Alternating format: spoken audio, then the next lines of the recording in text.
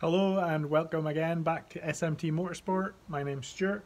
We're going to answer some questions that I put up a post on Instagram and Facebook. So we're just going to look through them.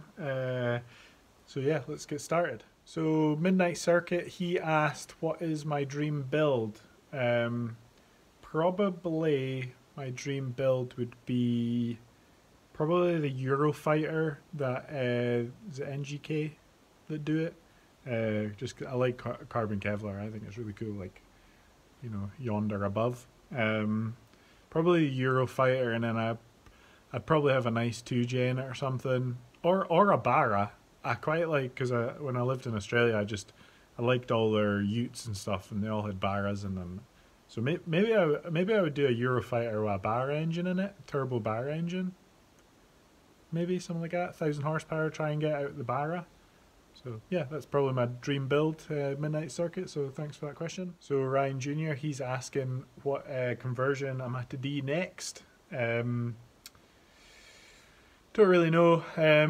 I've got a bolt-in cage coming for this car because I ordered that way back at like the start of November, and I know that BDC and Drift Cup aren't going to allow bolt-in cages in like 2022. So my plan was to try and get into Drift Cup with the cage that I'll have, and then by that time this car might be already wrecked, doors smashed, and you know, it's a ruined shell. So then I was just going to build another shell ready to do that, but with this whole bloody virus happening, then I don't know, because what I was going to do is make another shell with a welding cage and then move all the stuff from this one to there, and then this bolt-in cage I was going to put a 3 litre into it again and then try and rally it. So then I've got a rally car and a drift car. So that's maybe my plan. Depends how this year pans out on what I'm going to do, but plan just now is probably get another shell, put a welding cage in it for BDC spec, and then this shell will probably end up being a rally car, maybe something like that. So we'll have another build of that probably. So next question is Ross Ogilvie. He likes a good Burnout, so he's asking for a Burnout. The only problem is Dynatune. He's just going to log on to my computer. He's just going to adjust some stuff. Just with this stalling, whenever I go down the gears, something to do with the flat shift. He has to change some parameters or something. So I can't do a Burnout right now. Also, I stood on a flipping nail when I was doing the kitchen. I stood on a nail, so my left foot's not very good. I know you don't need a left foot for a Burnout really, but I'm just making excuses. But I did a Burnout in the garage like last week, so I'll put that in now for you, Ross, just in case you've not seen it.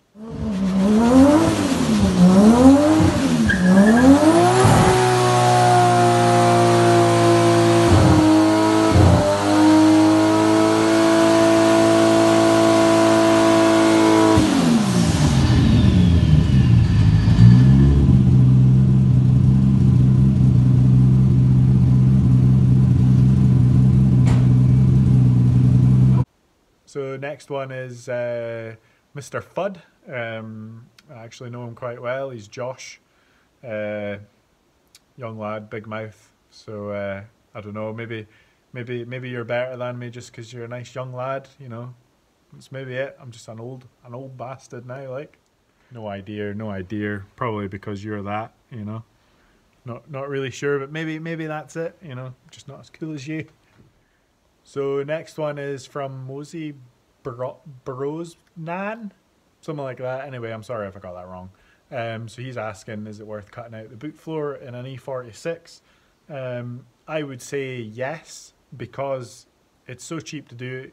Use one cutting disc to cut it out, and then you just take your boot floor, turn it upside down on a bit of cardboard, draw out the shape, cut out your bit of sheet metal with the same grinding discs, put that in, tack it in, just do little stitches all the way around, seam seal it, paint it, done. What that does is it gives you better access to the diff, and also the most important bit is the shafts. It just gives you a bit extra room. You know, if you're gonna battle and you snap a shaft, or even if you're just in a private day and you snap a shaft, your mate can get underneath as well and help you get that shaft out quicker. Even if there's three, it's just easier to get in at the diff. Even just changing the diff out, three people all in that bit. People can get to the back and the sides and the front, you know. So yeah, I think it is worth it. You know, you buy sheet metal, you can get it for like 20 quid or something. If you've already got a welder, stick welder, MIG welder, or whatever you want to use, I think it's beneficial. I would always cut out the boot floor. Plus, it looks nice if you've cut out the back bumper and you can see all the way through. You got a nice painted diff and stuff. It's up to yourself. It depends how much effort you want to go to your car, but it's easy enough. So next question is at Saman something or another. I'm really sorry. I'm not good with names. So he is asking how many hours I've probably got in the JZ46. I don't really know, to be honest. I don't really take count, but how many videos I've got, say we've got 30 videos or something, so you know they're easy 2 to 3 to 4 hours edited down to 15 minutes. So if you add up all that, that's roughly the hours to do the swap. Maybe I would say 200 hours, 300 hours maybe, depending. But the whole car it's got a lot of hours in it, you know. Something like that. It's a pure guess. There's a lot of stuff I've done that didn't really need done. It was just tidying up, and then also the painting. It's taking account all the painting, all the rubbing down time. So yeah, a lot of hours anyway. I've spent a lot of time on this, but the good thing with this shell is I've only really modified the gearbox mount. Like I've welded in my own plates to bolt up the engine mount, and then obviously where the wastegates come out, I've modified that and put the pedal box in. But apart from that, it's still a 320 Ci car. You know, it's not heavily modified. Well, it's heavily modified that I've got an engine swap and it's got a JZ in it, but it's not heavily modified for what it is, if you know what I mean. I've made it so everything's bolt on and off, and I can put it straight on another shell, and that's why why I'm thinking of putting a welding cage in another shell, because it's so easy to take all this stuff off of this car, put it straight over to there. That's how I like to build things. I don't like to make it complicated, because that's what happened with the MG rally car I had. It was way over built, and then to get a new shell you need to put hours of work in it to get it to where it is when I sold it. So yeah. So Mark 5 Dean is asking if I could pick another chassis, what would it be? Probably the E92, or I really like the R32s with the really wide body kits on them. They're like the square kind of arches, like Lancia Deltas and stuff like that. I really like that look, like the boxy R32s.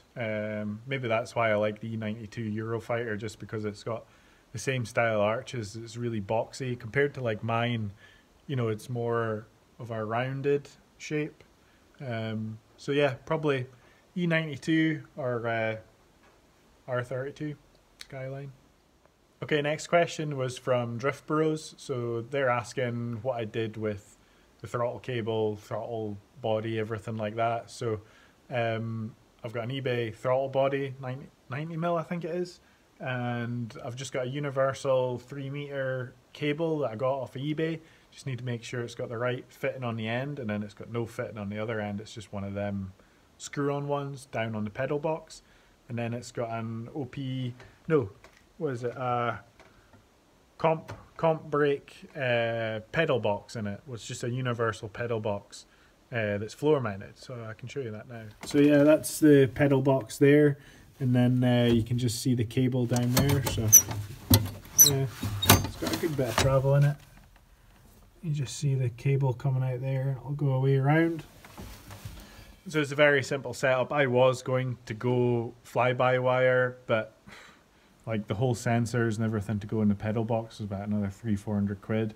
And then you've got to get a fly-by-wire throttle body that you could have used, like I think a 911 one you can use, or you can use any of them that are like 80-90mm, but it's just more and more of an expense. When I already had a pedal box and already had that throttle body, all I needed was a cable to make them work. It was like 20 quid, so I just did that. Maybe in future I might go flyby, but I didn't really like the flyby on the M54. So I think I'll just stick with cable for just now. Okay, so final question is from Drift Alliance. They're asking about how the front bumpers are mounted, and also the rear strut towers, if they're reinforced. I haven't reinforced the strut top hats on the top because I haven't went through coilovers. You don't really need to, because I've still got the spring in the normal location. I was thinking about going through coilover, but you know, it's phone.bc, it's about 500 quid for the true coilover setup, so I was like, don't really need it, and then you have to reinforce stuff. The cage that I'm getting is going to be reinforcing the rear subframe. I've also reinforced the underneath of the subframe, and I've also reinforced the back two subframe mounts, so I can show you that now. So yeah, this is where I've cut through the floor. I actually cut, you know, you can see where the Sikaflex is there, and I've welded it back in. So you only really need to cut around here. I would maybe go a bit closer, and you'll find the top of the subframe mounts in here. So I just put 2 tubes down, welded them in, and then I put this angle iron bar in, and then just welded that all the way around. So yeah, the strut tops are just normal, they're not cracked or anything, not going through, so yeah. And then we've also got like my welded tub on the back. So talking about the quick latch system, you just have to push these buttons in one-handed. I'll put you down. I'll see if I can just do it one-handed. There we go. That one. And then there's this one. And then this one. And then we've just got the toe strap to go. Like so. So yeah, it's just got these nuts welded onto here, a bit rough, and then you've just got this ball joint. You need to put some grease on it to stop it rusting. Same with this one, just on there, and then that one there, and it's exactly the same on the back. It's just got two fittings, the same as these. You can see on there.